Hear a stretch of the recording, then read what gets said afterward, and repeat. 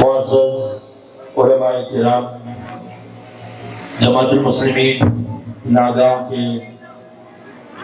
ذمہ داران، عہدیداران، جماعت المسلمین کی دعوت پر لبیک کہہ کے تشریف لانے والے تمام ہی بڑے بزرگ حضرات، نوجوانان ملت، پیارے بچوں اور پردہ نشین خواتین، الحمدللہ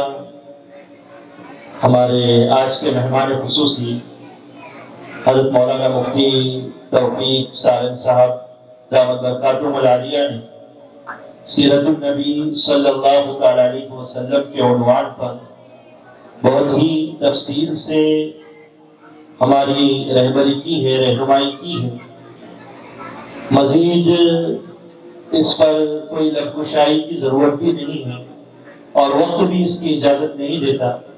میں آپ کا انشاءاللہ زیادہ وقت نہیں لوں گا، کچھ مختصر سی باتیں سیرت کے تعلق سے آپ حضرات کی خدمت میں دور حاضر کے تعلق سے عرض کر کے اپنی بات کو ختم کروں گا۔ حاضرین محترم، اللہ تبارک و تعالیٰ نے ہم پر بڑا احسان فرمایا کہ ایک ایسے نبی اللہ تبارک و تعالیٰ نے ہمیں عطا فرمایا جس نبی کریم صلی اللہ تعالیٰ علیہ وسلم نے اللہ نے محبت کرنے کے سارے تقاضے جمع کر دیے۔ دنیا میں کسی سے محبت کی جاتی ہے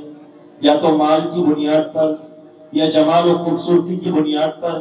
یا منال یعنی اس کی سخاوت کو دیکھتے ہوئے، یا اس کی کمال کو دیکھتے ہوئے۔ لکھا ہے محدثین نے کہ یہ چاروں صفات کسی ایک شخصیت میں جمع نہیں ہو سکتی۔ جس ایک شخصیت میں جمع ہوئے ہیں اس کو کہتے ہیں محبوب رب العالمین، حضور کائنات، سرور عالم محمد عربی صلی اللہ تعالی علیہ وسلم۔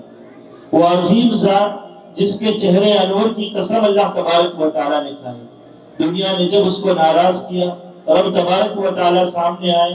اور ان کی طرف سے آ کر جواب دے دیا۔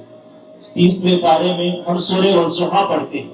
سورہ والضحیٰ اللہ تبارک و تعالیٰ نے نبی کریم صلی اللہ علیہ وسلم کی شان اقدس کو بیان کرنے کے لیے نازل فرمائی۔ اللہ فرماتے والضحیٰ، اے محمد صلی اللہ علیہ وسلم، آپ کے چہرے انور کی قسم، واللیل اذا سجا، آپ کے کالے زلفوں اور کالے بالوں کی قسم، ما ودعک ربک وما قلی،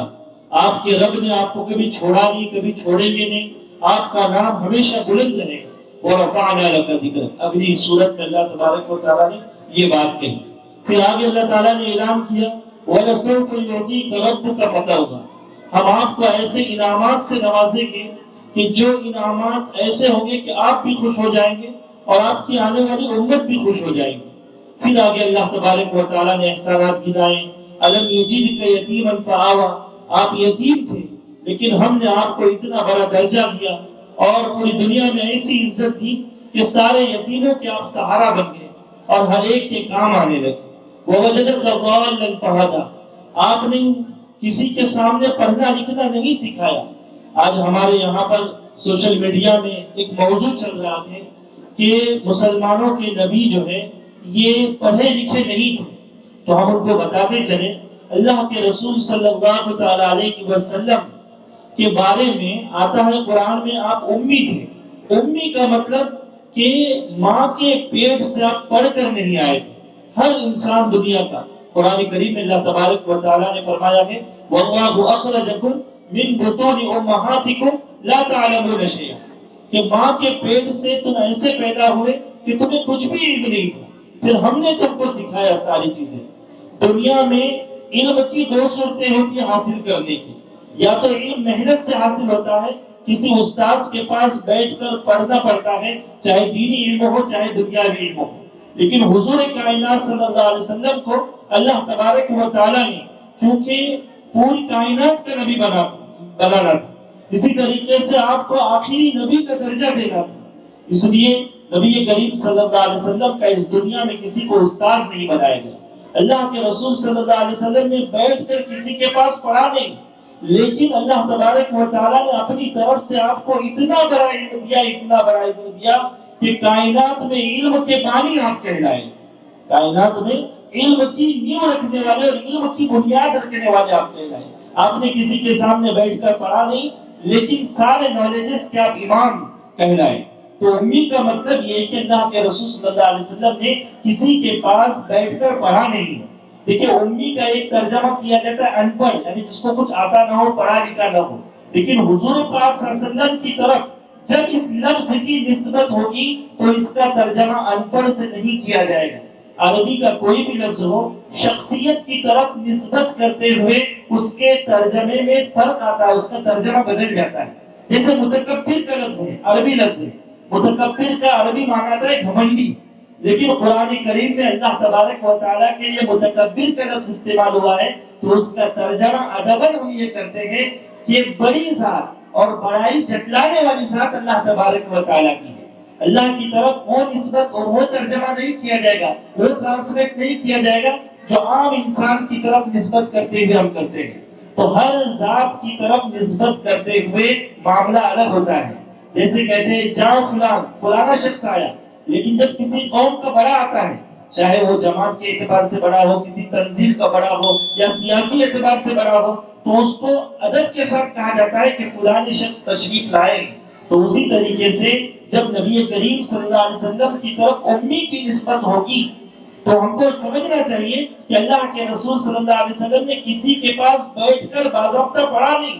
لیکن دنیا میں علم کے بانی نبی کریم صلی اللہ علیہ وسلم کہلائے۔ علم دینے والے اللہ تبارک و تعالیٰ ہے، چاہے استاد کے راستے سے دے چاہے بغیر استاد کے دے۔ ہم کو اللہ تبارک و تعالیٰ نے اساتذہ کے راستے سے دیا، لیکن نبی کریم صلی اللہ علیہ وسلم کو اللہ تبارک و تعالیٰ نے اپنی طرف سے علم عطا فرمایا ہے۔ تو ایسا نہیں ہے کہ آپ صلی اللہ علیہ وسلم پڑھے لکھے نہیں، بلکہ یقیناً پڑھے لکھوں کے امام نبی کریم صلی اللہ تعالیٰ علیہ وسلم کہلائے۔ اور جیسے مفتی صاحب نے تذکرہ کیا کہ اخلاق کے سب سے اعلیٰ معیار پر فائز نبی کریم صلی اللہ علیہ وسلم تھے۔ میں نے بارہا کئی جگہ پر عرض کیا کہ اللہ تبارک و تعالیٰ نے ہم کو وہ نبی دیے ہیں،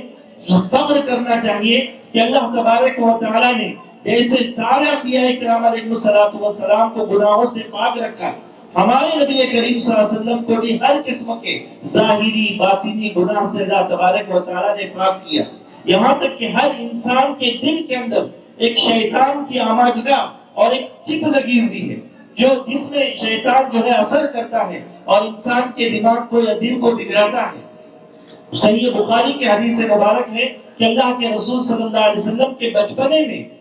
جو ایک فرشتہ آیا اور اس فرشتے نے آ کر نبی کریم صلی اللہ علیہ وسلم کی اوپن ہارٹ سرجری اللہ تبارک و تعالیٰ کے حکم سے کی، اور وہ جو دل کے اندر گناہوں کی چپ ہوتی ہے، جہاں شیطان اثر کرتا ہے، وہ نکال دیا، اور حضور پاک صلی اللہ علیہ وسلم کے دل کو زمزم کے پانی سے دھو کر جو ہے اور وہ لوتھڑا نکال کر جو ہے آپ صلی اللہ علیہ وسلم کے دل مبارک کو پھر سے سینے میں رکھ دیا گیا۔ ایسا مزید 2 مرتبہ ہوا، یعنی 3 مرتبہ حضور پاک صلی اللہ علیہ وسلم کی اوپن ہارٹ سرجری کر کے اللہ تعالیٰ نے دل کو ہر اعتبار سے پاک کیا، اس لیے کہ آپ کو دوسروں کے دلوں کو پاک کرنا تھا، تو حضور پاک صلی اللہ علیہ وسلم کا دل بھی ہر اعتبار سے پاک اور صاف کر دیا گیا۔ تو نبی کریم صلی اللہ علیہ وسلم ایسے اعلیٰ نبی اللہ تبارک و تعالیٰ نے ہمیں عطا فرمائے، قرآن جیسی عظیم کتاب ہمیں عطا فرمائی، رب العالمین جیسا عظیم رب اللہ تبارک و تعالیٰ نے دیا ہے، تو یہ صرف فخر کرنے کے لیے نہیں بلکہ عمل کے اعتبار سے اللہ تبارک و تعالیٰ نے ہمیں یہ ساری چیزیں عطا فرمائی ہیں کہ ہم جو ہے یعنی اللہ کے رسول صلی اللہ علیہ وسلم کے اخلاق، اللہ کے رسول صلی اللہ علیہ وسلم کے جو کردار ہیں، نبی کریم صلی اللہ علیہ وسلم کی جو سنتیں ہیں، ان سنتوں کو، ان اخلاق کو، ان کردار کو اپنی جو ہے زندگی کے اندر اتاریں گے تو یقیناً ہماری عظمت جو ہے اس دنیا کے اندر قائم ہوگی، ہماری جو قدر اللہ تبارک و تعالیٰ انسانیت کے اندر پیدا فرمائیں گے، اور جب ہماری قدر ہوگی تو ہمارے نبی کی قدر ہوگی، ہمارے قرآن کریم کی قدر ہوگی۔ اللہ تبارک و تعالیٰ جو ہے ہمیں جو ہے صحیح قدردانی نصیب فرمائے اور نبی کریم صلی اللہ علیہ وسلم کی سنتوں پر عمل کرنے کی توفیق عطا فرمائے، اور جو ہے سیرت کا مطالعہ کرنے کا ذوق اور شوق جو ہے ہمیں جو ہے اللہ تعالیٰ عطا فرمائے، اس میں کہ حضور پاک صلی اللہ علیہ وسلم ہمارے رول ماڈل ہیں، تو جب رول ماڈل ہیں تو ان کی ساری زندگی ہمارے سامنے رہنا اور اس کو پڑھنا ہمارے لیے ضروری ہے۔ اللہ کہنے سننے سے عمل کرنے کی توفیق عطا فرمائے، اور سیرت کے تعلق سے جو باتیں کہی گئی ہیں ان کو ہم ذہن کے اندر ریپیٹ بھی کریں، اور جو ہے اپنے بچوں کے سامنے اس کے مذاکرہ بھی کرنے کی جو ہے ضرورت ہے، اس کو دہرانے کی بھی ضرورت ہے، تاکہ ہمارے بچوں کے سامنے اللہ کے رسول صلی اللہ تعالیٰ علیہ وسلم کی پوری زندگی آ جائے۔ اس لیے کہ آنے والا زمانہ تو اور زیادہ خطرناک ہوگا، کہ جس میں جو ہے ہمارے نبی کریم صلی اللہ علیہ وسلم کی بہت سی چیزوں کے بارے میں دنیا کو جو ہے غلط فہمیوں کا شکار کرایا جائے گا۔ تو ان غلط فہمیوں کا ازالہ یہ ہے کہ ہم نبی کریم صلی اللہ علیہ وسلم کی صحیح زندگی اور آپ کے صحیح اخلاق، آپ کا صحیح کردار اپنے عمل سے اور اپنی باتوں سے جو ہے اپنی آنے والی نسلوں کے سامنے پیش کریں۔ اور یہ جلسے جو ہے یہ بھی مبارکبادی کے مستحق ہیں، اس لیے کہ ایسے جلسے کر کے کم از کم ہم اپنی امت کے سامنے جو ہے حضور پاک صلی اللہ علیہ وسلم کی زندگی کو دہراتے ہیں، تو یہ بھی بہت بڑا کار خیر ہے۔ اور ماشاءاللہ جماعت المسلمین ناگاؤں مبارکبادی کے مستحق ہے کہ ہر سال پابندی کے ساتھ تو اس کو احتشام کی صورت میں بہت اچھے نظم کے ساتھ اور پورے علاقے میں اچھی دعوت چلا کر اس جلسے کا اہتمام کرتے ہیں۔ جو بھی اس میں تعاون کرتے ہیں، اپنا حصہ لگاتے ہیں، اللہ تبارک و تعالیٰ ان حضرات کو اس کا شان بدلہ ضرور عطا فرمائیں گے، اس لیے کہ یہ بھی حفاظت دین اور دین اسلام کی بقا کی اور نبی کریم صلی اللہ علیہ وسلم کی سنت اور سیرت کو پھیلانے کی ایک بہترین کوشش ہے۔ اللہ تبارک و تعالیٰ ان کوششوں کو قبول فرمائے۔